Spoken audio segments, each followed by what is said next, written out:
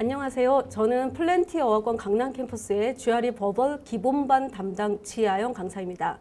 여러분들 문제를 보실 때 일반적으로 우리가 한국 사람들이 보통 영어 문제를 풀 때 토플을 풀던 SAT를 풀던 어떤 문제를 풀던 간에 이게 언어기 때문에 기본적으로 문제를 보는 순간 해석이 됩니다. 그래서 보통은 해석을 해서 가장 적절한 단어들 찾으려고 하는 습성들이 있어요. 근데 그건 굉장히 바람직한 일이지만 이것은요, ETS의 모든 문제들은요, 문제 출제 원리가 있어요. 예를 들면 이것을 비법이라고도 하고 이것은 공식이라고도 말할 수 있는데 여러분이 그 문제 출제, GRE 문제 출제 원리를 좀 파악을 하시면 여러분이 좀 더 빠르고 정확하게 답을 찾게 되는 거죠. 자, 오늘 할 것은 뭐냐면요. 어떤 문제를 여러분이 보시던지 시그널 워드를 찾으셔야 돼요. 모든 문제에는 거의 대부분이 시그널 워드가 들어가 있는 거죠. 이 시그널 워드 어떤 역할이 있냐면요. 우리가 문제의 방향을 결정해주는, 답으로 가는 그 방향을 결정해주는 어떤 등대 같은 역할을 합니다. 그래서 이거를 먼저 파악을 하셔야 되는데요. 여기서는 어떤 게 시그널 워드냐면은 even though, 접속사가, 보통의 경우는 접속사가 시그널 워드가 되는 거죠. 자, 일반적으로 접속사. 자, although라던가 even, 여기 밑에 지금 이렇게 쭉 나오고 있는데요. even though라던가 albeit이라던가 이런 접속사들이 보통은 시그널 워드가 되고, 그다음 접속사 말고 자, 여기 보이시나요? despite라던가 inspite라던가 아니면 regardless of라던가 이런 전치사들, 그다음에 여러분 접속 부사라고 들어보셨죠? however라던가 nevertheless라던가 여기 밑에나 이런 접속 부사들이 보통은 시그널 워드가 되는 거죠. 자, 그럼 이 시그널 워드를 여러분이 일단 잡으시고, 자, 그 다음에 그 시그널 워드를 기준으로 문장을 반토막을 내겠습니다. 이렇게. 그렇죠? 문장을 나눠요. 시그널 워드가 들어가 있는 부분이 있고요. 그 다음에 시그널 워드가 들어가 있지 않은 부분이 있습니다. 그렇죠? 그래서 블랭크가 이거는 해석을 하기 이전에 여러분이 이 과정이 선행이 되면 좋고요. 해석을 안 하더라도 이 과정대로 문제를 풀 수만 있다면, 그게 훈련이 된다면 나중에 해석을 같이 했을 때 굉장히 정확하게 답이 나와요. 그래서 보시면은 시그널 워드 even though가 들어가 있는 이 부분이 있고요. 그 다음에 시그널 워드가 들어가 있지 않은 이 두 부분으로 나눴어요. 그 중에 한 부분에는 블랭크가 있습니다. 그렇죠? 블랭크가 이쪽에 있던지 이쪽에 있던지. 자, 그러면요. 이쪽과 이 두 덩어리에서요. 블랭크가 없는 부분이 있죠. 블랭크가 있는 부분 말고 블랭크가 없는 이 부분에서 여러분이 답을 찾을 수 있다는 거죠. 그럼 시그널 워드는 어떤 역할을 하냐면은 이 두 개의 덩어리가 서로 같은 방향으로, 뜻이 같은 방향으로, 이쪽에 좋은 내용이면 이것도 좋은 내용, 이렇게 갈 것인지 아니면 서로 반대 방향으로 갈 것인지를 결정해 주는 게 저 시그널 워드예요. 자, 등대 같은 역할. 자, although 같은 경우는 여러분이 앞으로 계속 배우시겠지만 although 같은 이런 접속사는요. 두 개의 덩어리를 반대 방향으로 나눠줘요. 그러면은 이 블랭크의 답은 이 덩어리에 있고요. 여기에 있는 어떤 단어가, 어떤 핵심이 여기에 답을 주는데 그 핵심 단어의 반대로. 그러니까 여러분이 이 시그널 워드를 찾은다면은 그 다음에 두 번째 찾아야 할 것이 뭐냐면은 키워드입니다.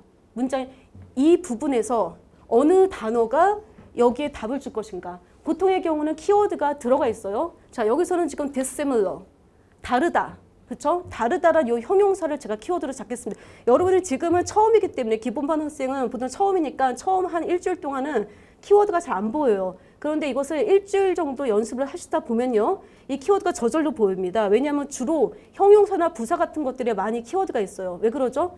글을 쓸 때, 글을 쓰는 사람의 생각이 보통 동사나 명사에서 나오기보다는요. 난 예를 들어서 난 숙녀야 이렇게 말할 수도 있지만 난 예쁜 숙녀야 라고 말할 때 예쁘다. 이것이 이 사람이 하려는 말은 보통 이렇게 예쁘다. 형용사로 나오게 되죠. 그래서 일반적으로는 형용사나 부사가 많이 키워드를 잡히는 거죠. 자, 이 문제도 역시 dissimilar라는 형용사가 키워드예요. 자, 그러면 이 키워드를 잡았으면요. 이 문제는요.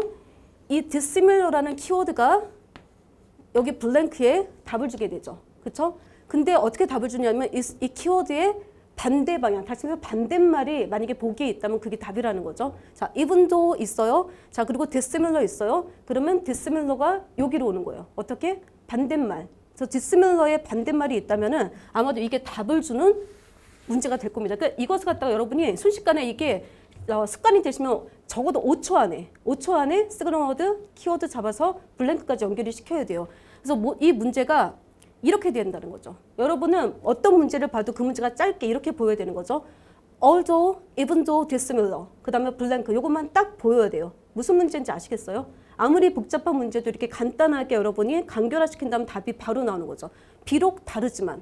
자, 그리고 여기 뭐가 나와야 되겠어요? 비록 다르지만 같다. 그렇죠? 그래서 만약에 여기에 같다라는 뜻을 가진 단어가 있다면 그게 답이겠죠. 그렇죠?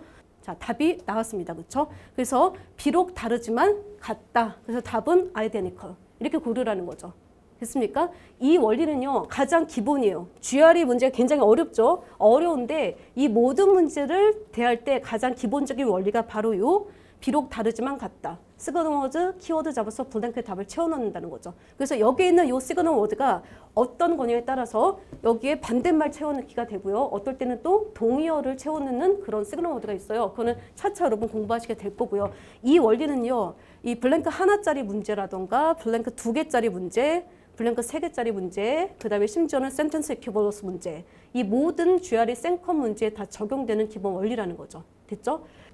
자, 그러면 제가 한 가지 팁을 하나 더 드릴게요. 아까 말했던 시그널 워드와 키워드라는 간단한 그 원리를 가지고 우리가 문장 전체의 흐름을 파악했습니다. 그래서 답까지 보통 가게 되는 경우가 대부분인데, 자, 그런데 자 보세요. 그러니까 결국 이 생컴 문제는요, 자, 이렇게 단순화시킬 수 있기 때문에 결국은 어떤 싸움인가요?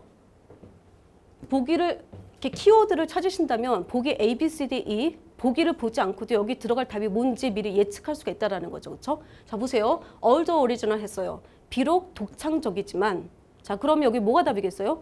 독창적이지 않다. 자, 그러면 제가 한번 보기를 열어드릴게요. 자, 한번 보세요.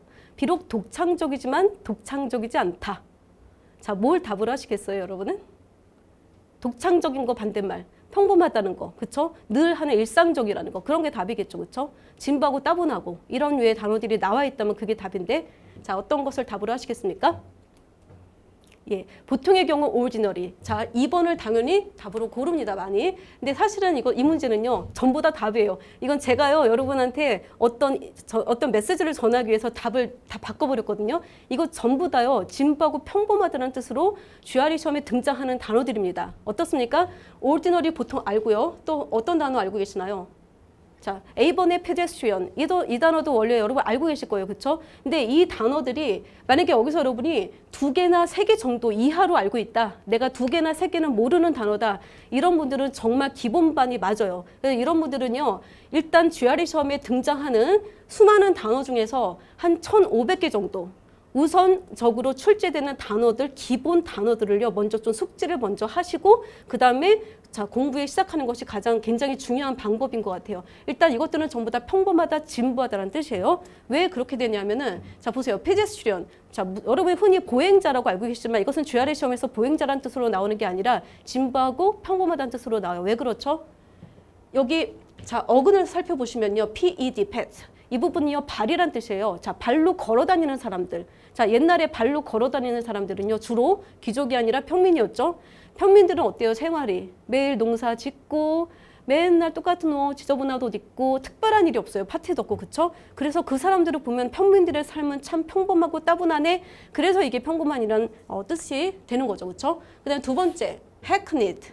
자, 이게 또 평범하고 진부한 뜻이 됐냐면은 옛날에 영국의 해크니 지방에 말이 그렇게 많았답니다. 그래서 이 말이 너무 많다 보니까 해크니 지방에만 가면 말이 너무 흔해요. 그쵸? 그러다 보니까 해크니드가요, 평범한이 됐대요.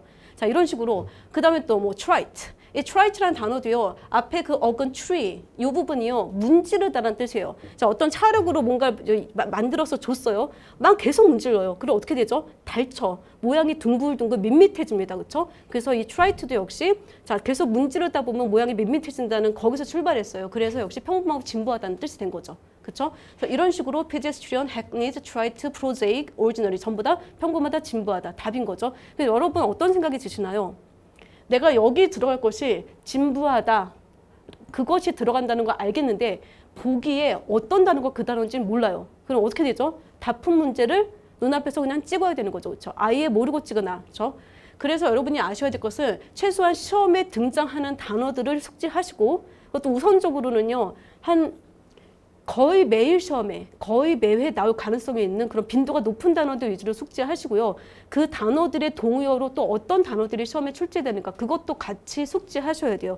그래서 여러분이 평범하다, 진부하다라는 뜻으로 GRE 시험에 등장하는 단어들이 이 정도가 있습니다. 그쵸? 여기서 적어도 6, 7개 이상은 여러분이 기본적으로 숙지를 하고 있어야지 자, 기본적인 단계를 우선 뛰어넘을 수 있다는 거죠. 그쵸? 그래서 여러분이 보기를 보기 전에 미리 답을 예측해서 그쵸? 답을 예측해서 거기에서 어떤 단어가 그 단어인지 근데 그 단어가 하나만 나오는 게 아니라 여러 동의어들이 실제로 등장하기 때문에 여러분이 그것을 좀 외우셔야 될 것 같아요. 그쵸? 자, 지금 제가요. 굉장히 간단하게 쉬운 문제로 설명을 드렸어요. 자, 이것은요 굉장히 기본 원리인데 여러분이 이 기본 원리를 일단 숙지하시면 어떻습니까? 자, 이 실제 시험은요 이 문제보다는 살짝 더 어렵습니다. 근데 조금 어렵고 복잡해도 어차피 여러분이 봐야 될 단어는 시그널 워드와 그 몇 개의 키워드예요. 그걸 가지고 푸셔야 되기 때문에 이 원리를 잘 파악한다면 의외로 영어 실력이 좀 부족해도 의외로 좀 쉽게 그리고 좀 정확하게 그리고 또 재밌게 GRE 문제에 접근하실 수 있을 것 같아요. 자, 다음 강에서는요. 이제 이거보다는 실제 문제가 난이도가 좀 있습니다. 그래서 실제 문제를 가지고 어떤 식으로 풀지 좀 더 연습을 하도록 하겠습니다. 자, 오늘은 첫 번째 특강을 여기서 마치도록 하겠습니다. 모두 다 수고하셨습니다.